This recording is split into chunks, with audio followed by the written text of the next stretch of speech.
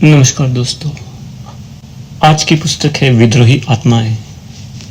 लेखक खलील जिब्रान। अंतर्राष्ट्रीय जगत में जिन लेखकों का स्थान बहुत ऊंचा है उनमें खलील जिब्रान अग्रणी है। समाज की चेतना को प्रबुद्ध करने के लिए उन्होंने गद्य और पद्य दोनों में विपुल साहित्य की रचना की। उनकी जीवन संदेश कृति तो विश्व साहित्य की अमर रचना है। जिब्रान की सबसे बड़ी विशेषता यह है कि उन्होंने जो कुछ लिखा है वह देश काल की सीमा में आबाद्य नहीं है। वह सबके लिए है, सब समय के लिए है। दोस्तों, कहानियों का क्रम कुछ इस प्रकार है। पहली कहानी है कब्रों का विलाप, दूसरी अंधेरे में उजाला, तीसरी नई दुल्हन, चौथी दोस्त की वापसी, पांचवी सवेरे की रोशनी, छठवीं पागल जॉन, सातवीं अद्भुत तथ्य, आठवीं महाकवि, नौवीं आत्मज्ञान, 10वीं पेड़ की कहानी उसी की ज़बानी, 11वीं कहानी है रंगे हुए गीदड़, 12वीं वह स्त्री, 13वीं रोक, 14वीं अपना अपना देश, 15वीं मैं और तुम, 16वीं विद्रोही आत्माएं, 17वीं परिशिष्ट और 18वीं और आखिरी कहानी है जिब्रान का सर्वांगीण क्रांतिवाद। दोस्तों, पहली कहानी से शुरुआत करते हैं। पहली कहानी है कब्रों का विलाप। अमीर इंसाफ की गद्दी पर बैठा। उसके दाएं बाएं देश के विद्वान बैठे थे। उनके चढ़े हुए चेहरों पर किताबों की छाया खेल रही थी। आसपास सिपाही तलवारें थामे और नजरें उठाए खड़े थे। सामने लोग यह देखने को खड़े थे कि किस अपराधी को क्या दंड मिलता है। सबकी गर्दनें झुकी हुई थी, आंखों में बेबसी झलक रही थी और सांस रुकी हुई थी। मानो अमीर की आंखों में एक ऐसी ताकत थी जो उनके दिलों पर डर और रौब गालिब कर रही थी। अमीर ने हाथ उठाया और चिल्लाकर कहा, मुलजिमों को एक एक करके मेरे सामने हाजिर करो और बताओ कि उनमें से किसने क्या कसूर किया है। कैद खाने का दरवाजा खोल दिया गया और काली दीवारें नजर आने लगी। जंजीरों की झनकार सुनाई देने लगी। उसके साथ कैदियों की आहें और रोना पीटना भी मिला हुआ था। लोग गर्दनें उठा उठा कर उनकी तरफ देखने लगे, मानो उस कब्र की गहराई से निकाली हुई उन मौत के शिकारों पर पहले नजर डालने में एक दूसरे के आगे बढ़ जाना चाहते हो। थोड़ी देर के बाद कैद खाने से 2 सिपाही निकले, जिनके कब्जे में एक नौजवान था। इस नौजवान के हाथों में हथकड़ी थी और उसकी चढ़ी हुई त्योरी तथा निडर चेहरे से उसके स्वाभिमान और आत्मिक बल का पता चलता था। उसे सिपाहियों ने अदालत के बीच में खड़ा कर दिया और खुद थोड़ा सा पीछे हटकर खड़े हो गए। अमीर ने एक क्षण उनकी तरफ घूर कर देखा, फिर सवाल किया, इस आदमी ने जो हमारे सामने इस तरह सर उठाए खड़ा है, जैसे अदालत की जकड़ में न हो बल्कि किसी ऊंची जगह पर खड़ा हो, क्या जुर्म किया है? अमीर के वजीरों में से एक ने जवाब दिया, कल एक फौजी अफसर और चंद सिपाही देहात में काम पर गए थे। इस आदमी ने अफसर को कत्ल कर दिया। सिपाहियों ने इसे गिरफ्तार कर लिया और खून में सनी हुई तलवार कब्जे में कर ली। अमीर गुस्से से कांपने लगा। उसकी आंखों से आग की चिंगारियां बरसने लगी। उसने गरजती हुई आवाज में कहा, इसे जंजीरों में जकड़ दो और फिर उसी अंधेरी कोठरी में बंद कर दो। कल सुबह इसी की तलवार से इसकी गर्दन उड़ा दो और इसकी लाश को शहर के बाहर फेंक दो, जिससे गिद्ध और चीले इसका गोश्त नोच ले और हवा इसकी बदबू को इसके घरवालों और इसके दोस्तों तक पहुंचा दे। नौजवान को वापस कैदखाने की तरफ ले जाया गया।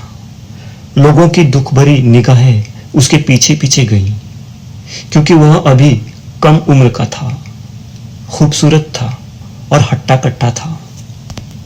इसके बाद सिपाही एक औरत को लिए कैदखाने से निकले। यह स्त्री बहुत सुंदर कोमलांगी थी। उसकी आंखों में दुख और निराशा का पीलापन झलक रहा था। उसकी आंखें नीची हो रही थी और लज्जा के मारे उसकी गर्दन झुकी थी। अमीर ने उस पर निगाह डाली और कहा, इस औरत ने जो हमारे सामने ऐसे खड़ी है जैसे सच के सामने छाया, क्या कसूर किया है? एक वजीर ने उत्तर दिया, यह औरत उल्टा है। रात को जब इसका खविंद घर आया तब उसने देखा कि यह अपने एक यार के साथ सोई हुई थी। इसका दोस्त डर कर भाग गया और खाविंद ने इसे पुलिस के हवाले कर दिया। यह सुनकर अमीर बहुत बिगड़ा। स्त्री शर्म के मारे पानी पानी हो गई। अमीर ने ऊंची आवाज में कहा, इसे वापस कैदखाने में ले जाओ और कांटों के बिस्तर पर सुलाओ, ताकि यह उस बिस्तर को याद करे जिसे इसने अपने पाप से नापाक बनाया, और इसे इनार मिला हुआ सिरका पिलाओ ताकि यह अपने घर के खाने को याद करे। सुबह होने पर इसे नंगा करके खींचते और घसीटते हुए शहर के बाहर ले जाओ और संसार कर दो। इसकी लाश को वही पड़ा रहने दो ताकि भेड़िए इसका गोश्त खा जाए और इसकी हड्डियों को कीड़े मकोड़े चाट ले। उस औरत को फिर कैदखाने की अंधेरी कोठरी में ले जाया गया। लोग उसकी तरफ अफसोस की नजरों से देख रहे थे। वह अमीर के इंसाफ पर खुश थे, लेकिन उन्हें उस स्त्री के सौंदर्य, कोमलता और उसकी दुखी आंखों पर भी रहम आ रहा था। इसके बाद दो सिपाही अधेड़ उम्र के एक कमजोर आदमी को लिए हुए आए, जो अपने कांपते हुए घुटनों को घसीटता हुआ चलता था। उसने भीड़ की तरफ व्याकुल आंखों से देखा। उसकी आंखों में मायूसी, बर्बादी और गरीबी झलक रही थी। अमीर ने उस पर निगाह डाली और जोश में आकर पूछा, इस गंदे आदमी ने जो इस तरह खड़ा है जैसे जिंदा में मुर्दा, क्या कसूर किया है? वजीर ने जवाब दिया, यह चोर है। रात के वक्त यह कलीसा में जा घुसा और जोगियों ने इसे पकड़ लिया। इसकी झोली में पूजा के बर्तन पाए गए। अमीर ने उसकी तरफ इस तरह देखा जैसे भूखा गिद्ध परकटी चिड़िया की ओर देखता है। चिल्ला कर बोला, इसे फिर कैद खाने के अंधेरे में फेंक दो और जंजीरों में जकड़ दो। जब सुबह हो जाए तब इसे रेशमी रस्सी से एक ऊंचे पेड़ पर लटका दो और इसी तरह इसे तब तक जमीन और आसमान के बीच लटका रहने दो जब तक इसकी गुनहगार उंगलियां सड़ गल न जाए और उनकी बदबू चारों तरफ फैल न जाए। सिपाही चोर को फिर कैद खाने में ले गए और लोग कानाफूसी करने लगे कि इस मरियल काफिर ने पूजा के बर्तन चुराने की हिम्मत कैसे की। अमीर गद्दी से उतरा और उसके विद्वान तथा बुद्धिमान सलाहकार भी उसके पीछे हो लिए। सिपाही कुछ आगे और कुछ पीछे। लोगों की भीड़ तितर बितर हो गई और इस तरह वह स्थान खाली हो गया। अलबत्ता कैदियों की आहें और गहरी सांसें सुनाई देती रही। मैं वहां खड़ा इस कानून पर हैरान हो रहा था जो इंसान ने इंसान के लिए बनाया है। मैं उस चीज पर गौर कर रहा था जिसे लोग इंसाफ कहते हैं। सोचते सोचते मेरे विचार इस तरह गायब हो गए जिस तरह शाम की लाली धुंधलके में छिप जाती है। मैं उस मकान से निकला। अपने दिल में कहता था कि घास मिट्टी से बढ़ती है, बकरी घास को खा लेती है, भेड़िया बकरी को अपनी खुराक बनाता है, गेंडा भेड़िए को खा जाता है और शेर गेंडे को मौत के घाट उतार देता है। क्या कोई ऐसी ताकत भी मौजूद है जो मौत पर भी छा जाए और जुल्म के इस सिलसिले को खत्म कर दे? क्या कोई ऐसी ताकत मौजूद है जो इन तमाम घिनौनी बातों को अच्छे नतीजे में बदल दे? क्या कोई ऐसी ताकत है जो जिंदगी की सारी ताकतों को अपने हाथ में ले ले और अपने अंदर जज्ब कर ले, जिस तरह समुद्र सारी नदियों को अपने गहराइयों में समा लेता है? क्या कोई ऐसी ताकत है जो कातिल को और मकतूल को, बुरा काम करने वाली और उसके साथ बुरा काम करने वाले और चोर और जिसके यहाँ चोरी की गई उसके अमीर के आसन से ज्यादा ऊंचे न्याय के आसन के सामने खड़ा कर दे? दूसरे दिन मैं शहर से निकलकर खेतों की तरफ गया ताकि मन को कुछ चैन मिले और जंगल का मनोहर वायुमंडल दुख और मायूसी के उन जंतुओं को मार दे जो शहर के तंग गली कुचों और अंधेरे मकानों ने मेरे अंदर पैदा कर दिए थे। जिस वक्त घाटी में पहुंचा तो देखा कि गिद्धों, चीलों और कौवों के झुंड उड़ रहे हैं और जमीन पर उतर रहे हैं। उनकी आवाजों और परों की फड़फड़ाहट से वातावरण कांप रहा है। मैं जरा आगे बढ़ा तो देखा कि मेरे सामने एक लाश पेड़ पर लटक रही है और एक नंगी औरत की बेजान देह उन पत्थरों के ढेर में पड़ी है जिनसे उसे संसार किया गया था।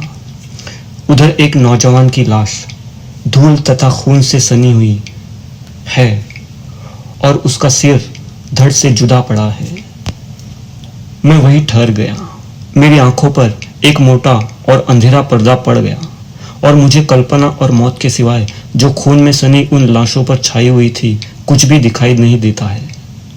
बर्बादी की पुकार के अलावा मेरे कान कुछ भी नहीं सुनते थे।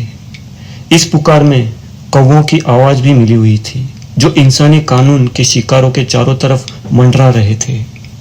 3 इंसान कल तक जिंदा थे, आज सुबह मौत के मुंह में चले गए। 3 आदमियों ने इंसान के अस्तित्व में अपनी निष्ठा को खो दिया और अंधे कानून ने हाथ बढ़ाकर उन्हें बेदर्दी के साथ पामाल कर दिया। 3 आदमियों को जेल ने कसूरवार ठहराया क्योंकि वे कमजोर थे और कानून ने उन्हें मौत के घाट उतार दिया क्योंकि वह ताकतवर था।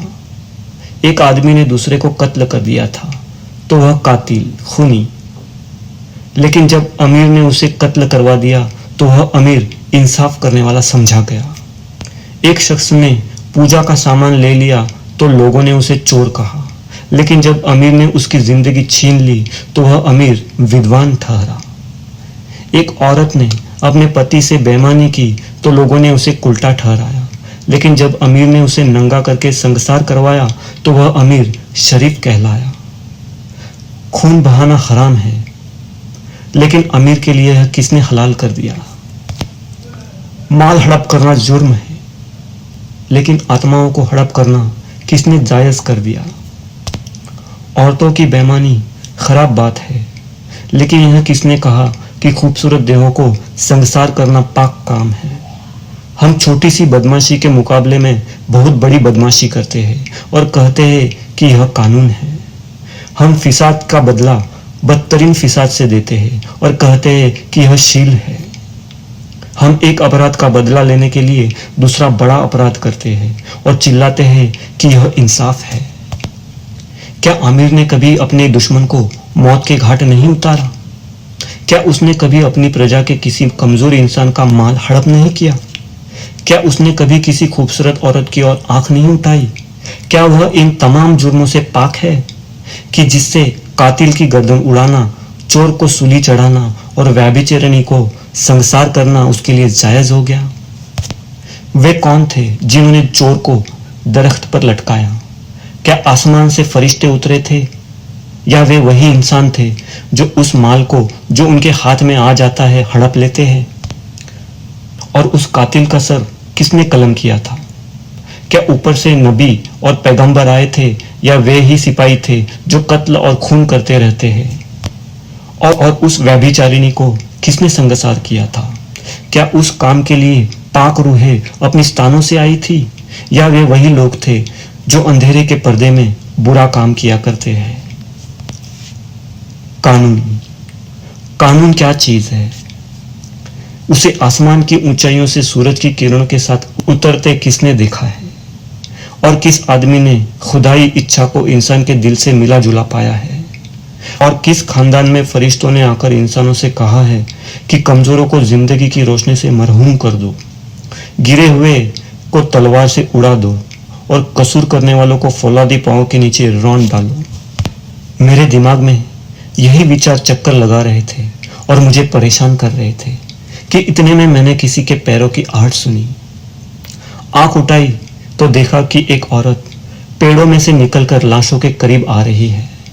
उसके चेहरे पर खतरे के निशान दिखाई दे रहे थे, मानो वह उस भयावह नजारे को देखकर डर गई हो। वह उस लाश की तरफ बढ़ी जिसका सर कटा हुआ था और चीख चीख कर रोने लगी। अपनी कांपती हुई बाहों से उसने लाश को गले लगाया। उसकी आंखों में आंसुओं की झड़ी लगी थी। वह अपनी उंगलियां लाश के बालों पर फेर रही थी। जब थक गई तो उसने अपने हाथों से जमीन खोदना शुरू किया, यहां तक कि एक लंबी चौड़ी कब्र खोद ली। फिर उसने उस नौजवान की लाश को उठाकर कब्र में रख दिया। उसका कटा हुआ और खून से लथपथ सिर उसके कंधों पर रख दिया और कब्र को मिट्टी से ढककर उसके ऊपर उस तलवार के फल को गाड़ दिया जिससे उसका सर काटा गया था। इसके बाद उसने आंसू बहाते हुए मुझसे कहा, अमीर से कह दो कि बजाय इसके कि मैं उस इंसान की लाश को जिसने मुझे बेइज्जती के कब्जे से छुड़ाया जंगल के खूंखार जानवरों और परिंदों के खाने के लिए छोड़ दूं, मेरे लिए बेहतर है कि मैं मर जाऊं और उस आदमी से जा मिलूं। मैंने उससे कहा, ओ दुखी औरत, मुझसे डरो मत, क्योंकि मैं तुमसे पहले इन मैयतों पर विलाप कर चुका हूं। लेकिन मुझे यह तो बताओ कि इस आदमी ने तुम्हें बेइज्जती के कब्जे से किस तरह बचाया था। उसने टूटती हुई आवाज में जवाब दिया, अमीर का एक अफसर हमारे खेतों में लगान और जजिया वसूल करने आया था, लेकिन जब उसने मुझे देखा तो उसकी नियति में बदी आ गई। इसके बाद उसने मेरे बाप की तरफ भारी रकम निकाल दी और चूंकि मेरे गरीब बाप यह रकम अदा नहीं कर सकते थे, उस अफसर ने गुस्से में आकर रुपये के बदले में मुझ पर कब्जा कर लिया, इस ख्याल से कि मुझे अमीर के महल में पहुंचा दे। मैंने रो रो कर उससे दया की भीख मांगी, लेकिन उसे रहम नहीं आया। मैंने उससे बाप की बुढ़ापे की तरफ ध्यान देने की मिन्नत की, लेकिन वह न पसीजा। तब मैंने चिल्ला चिल्ला कर गांव वालों को इकट्ठा किया और उनके सामने फरियाद की। इस पर यह नौजवान जिसके साथ मेरी मंगनी हो चुकी थी आया और उसने मुझे अफसर के हाथों से छुड़ाया। अफसर ने गुस्से में आकर उसे कत्ल कर देना चाहा, लेकिन नौजवान ने फुर्ती के साथ अपने को बचाया और दीवार से लटकती हुई पुरानी तलवार खींचकर उसने अपने ऊपर के हमले के जवाब में और मेरे शरीर के बचाव के लिए अफसर को कत्ल कर दिया। इसके बाद वह अपनी इज्जत के लिए मकतूल की लाश के पास ही खड़ा रहा। आखिरकार सिपाहियों ने उसे गिरफ्तार करके कैद खाने में डाल दिया। यह कहते कहते उसने मेरी तरफ दिल को पिघलाने वाली निगाह से देखा, फिर जल्दी से पीठ मोड़कर चल दी। उसकी दर्दनाक आवाज हवा में गूंजती रही। थोड़ी देर के बाद मैंने एक नौजवान को आते देखा जिसने अपना चेहरा कपड़े से ढांक रखा था। वह व्यभिचारिणी की लाश के पास पहुंचकर रुक गया। उसने अपना कुर्ता उतारकर उससे उस नंगी औरत को ढांक दिया और अपने खंजर से जमीन खोदने लगा। कब्र तैयार हो गई तो उसने उस औरत को उसमें दफन कर दिया।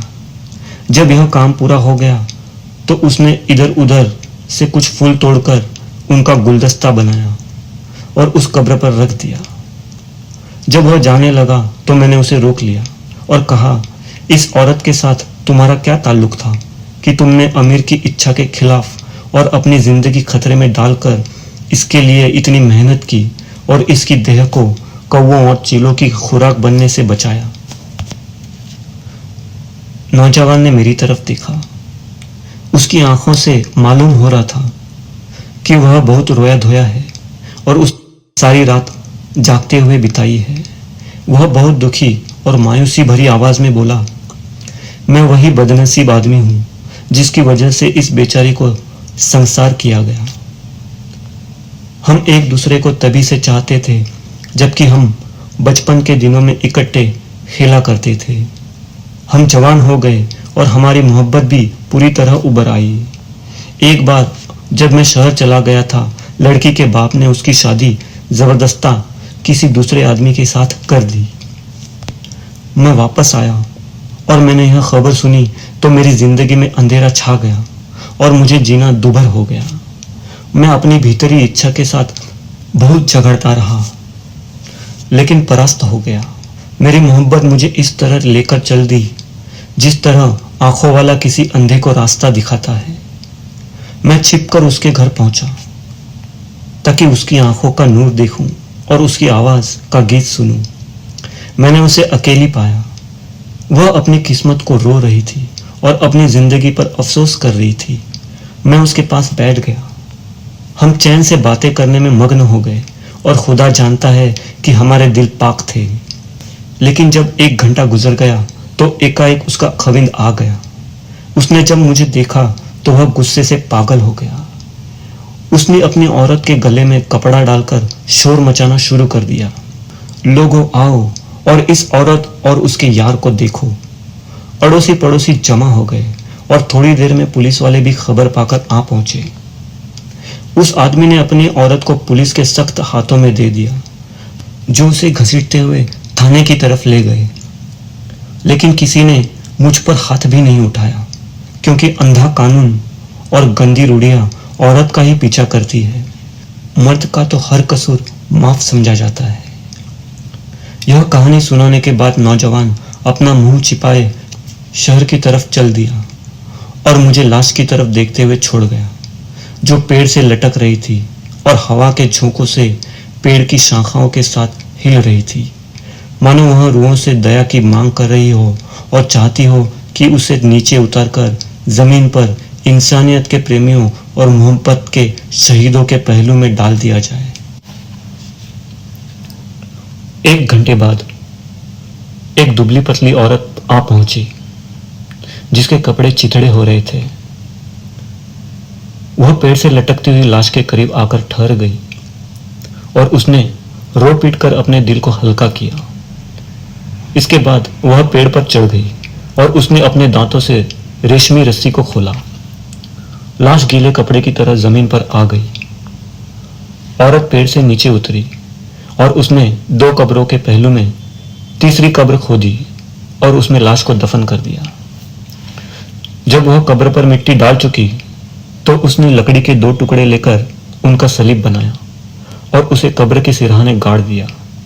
जब वह जाने लगी तो मैंने बढ़कर सवाल किया, ओ औरत, तुम्हें किस बात ने मजबूर किया कि तुम एक चोर को दफन करने के लिए यहां आओ? उसने मेरी तरफ देखा। उसकी निगाहों से परेशानी और बेचैनी के निशान दिख रहे थे। उसने कहा, यह मेरा खाविंद है, मेरी जिंदगी का साथी और मेरे बच्चों का बाप है। हमारे 5 बच्चे भूखों मर रहे हैं। उनमें से सबसे बड़ा 8 साल का है और सबसे छोटा अभी दूध पीता है। मेरा खाविंद चोर न था। वह गिरजाघर की जमीन में खेतीबाड़ी करता था और उसे गिरजाघर के जोगी इतना ही मेहनताना देते थे कि अगर हम शाम को खाना खा लेते तो सुबह के लिए हमारे पास कुछ न बचता। जब मेरा खाविंद जवान था तो वह गिरजाघर के खेतों को अपने पसीने से सींचता था और अपनी बाहों की ताकत से वहां के बागों को हरा भरा रखता था। लेकिन जब वह बूढ़ा हो गया और जब सालों की मेहनत ने उसकी ताकत को खत्म कर दिया और बीमारियों ने उसे घेर लिया, तो उन्होंने उसे यह कहकर नौकरी से हटा दिया कि गिरजा को अब तुम्हारी जरूरत नहीं, अब तुम चले जाओ। जब तुम्हारे बेटे जवान हो जाए तो उन्हें यहां भेज देना ताकि वे तुम्हारी जगह ले ले। मेरा खाविंद उनके सामने बहुत रोया धोया। उसने ईसा मसीह के नाम पर उनसे दया की भीख मांगी और उन्हें फरिश्तों तथा मसीह के साथियों की कसमें दिलाई, लेकिन उन्होंने दया न की और न उस पर मेहरबानी की, न मुझ पर, न हमारे बच्चों पर। मेरा खाविंद शहर में गया ताकि कोई नौकरी ढूंढे, लेकिन नाकामयाब होकर लौटा, क्योंकि उन महलों के रहने वाले सिर्फ जवान आदमियों को नौकर रखते थे। इसके बाद वह सड़क पर बैठ गया ताकि लोगों से दान या भीख मिले, लेकिन किसी ने उसकी तरफ निगाह न की। लोग कहते थे, ऐसे इंसान को भीख या खैरात देना मजहब के खिलाफ है। आखिर एक ऐसी रात आ पहुंची जबकि हमारे बच्चे भूख के मारे जमीन पर तड़प रहे थे। मेरा दूध मुहा बच्चा मेरी छाती को चूसता था, लेकिन वहां दूध कहाँ था? यह नज़ारा देखकर मेरे खाविंद का चेहरा बदल गया। वह अंधेरे में पर्दे में चुपके से निकला और गिरजाघर के भंडार में पहुंच गया, जहां जोगी और पादरी अनाज और शराब जमा करके रखते हैं। मेरे खाविंद ने अनाज की एक झोली भरकर अपने कंधे पर उठाई और बाहर निकलना चाहा, लेकिन वह कुछ ही गज गया था कि चौकीदार जाग उठे। उन्होंने उस गरीब को पकड़ लिया। उन्होंने उसे गालियां दी, खूब मारा पीटा, और जब सुबह हुई तो यह कहकर पुलिस के हवाले कर दिया कि यह चोर है और गिरजाघर के सोने के बर्तन चुराने आया था। पुलिस ने उसे कैद खाने में डाल दिया। उसके बाद इस पेड़ से लटका दिया ताकि गिद्ध इसके गोश्त से अपना पेट भरे। इसका कसूर क्या है? सिर्फ इतना ही कि इसने इस बात की कोशिश की थी कि इसके भूखे बच्चे उस अनाज से अपना पेट भरे जो इसने अपनी बाजुओं की ताकत से उन दिनों जमा किया था जबकि वह गिरजाघर का नौकर था। इतना कहकर वह गरीब औरत चली गई, लेकिन उसकी बातों ने सारे वायुमंडल को उदास और दुखी बना दिया। ऐसा मालूम होने लगा मानो उसके मुंह से धुएं के बादल निकलकर हवा में दुख का वातावरण पैदा कर रहे हैं। मैं उन कब्रों के पास खड़ा रहा जिनकी मिट्टी के जर्रों से फरियादें निकल रही थी। मैं खड़ा सोच रहा था कि अगर इस खेत के पेड़ों से मेरे दिल की आग की लपट छू जाए तो ये हलचल करने लग जाए और अपनी जगह छोड़कर अमीर और उसके सिपाहियों से जूझ पड़े और गिरजाघर की दीवारों को तोड़ फोड़कर पादरियों के सिर पर गिरा दे। मैं उन नई कब्रों की ओर देख रहा था। मेरी निगाह से हमदर्दी की मिठास और दुख और अफसोस का कड़वापन निकल रहा था। यह एक नौजवान की कब्र है जिसने अपनी जिंदगी को एक अबला औरत की इज्जत बचाने के लिए निछावर कर दिया। इसने उस औरत को भेड़िए के मुंह से छुड़ाया और इस बहादुरी के लिए इसकी गर्दन उड़ा दी गई। उस औरत ने अपने रहवर की कब्र पर तलवार गाड़ दी है जो इस नौजवान की बहादुरी की तरफ इशारा करती है। यह कब्र उस औरत की है जो मारी जाने से पहले प्रेम की पुतली थी। इसे संगसार किया गया क्योंकि वह मरते दम तक पाक रही। इसके दोस्त ने इसकी कब्र पर फूलों का गुच्छा रख दिया है जो प्रीति की सुगंध की तरफ इशारा करता है। और यह उस बदनसीब गरीब की कब्र है जिसकी बाजुओं में जब तक ताकत थी तब तक वह गिरजाघर के खेतों में खेतीबाड़ी करता रहा, लेकिन जब उसमें ताकत न रही तो उसे निकाल दिया गया। वह काम करके अपने बच्चों का पेट पालना चाहता था, लेकिन उसे काम न मिला। फिर उसने भीख मांगना चाहा, लेकिन किसी ने उसे भीख न दी। आखिरकार जब इसकी मायूसी हद से ज्यादा बढ़ गई तो इसने उस अनाज में से थोड़ा सा उठाना चाहा जो उसने अपना खून पसीना एक करके जमा किया था। इसकी औरत ने इसकी कब्र पर सलीब बना दिया है ताकि रात के सुनेपन में आसमान के तारे पादरियों के जुल्म को देखे जो मसीह की सिखावन को फैलाने का दावा तो करते हैं, लेकिन असलियत में तलवारों से दुखियों और कमजोरों की गर्दनें उड़ाते हैं। सूरज छिप रहा था, मानो वह आदमियों के जुल्म और अत्याचारों से तंग आ गया हो और उनसे नफरत करता हो। शाम अपने घूंघट में सारी दुनिया को छिपा रही थी। मैंने आसमान की तरफ देखा और कब्रों के राज पर हाथ मलते हुए ऊंची आवाज से कहा, यह है तुम्हारी तलवार, ए बहादुर मर्द जो जमीन में गड़ी है।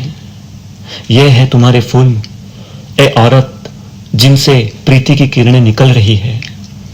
और यह है तुम्हारा सलीब, ए ईसा मसीह जो रात के अंधेरे में छिप रहा है। दोस्तों, पहली कहानी यहीं पर समाप्त होती है। दूसरी कहानी है अंधेरे में उजाला, जो हम आगे के भाग में पढ़ेंगे। जरूर सुनिएगा। धन्यवाद।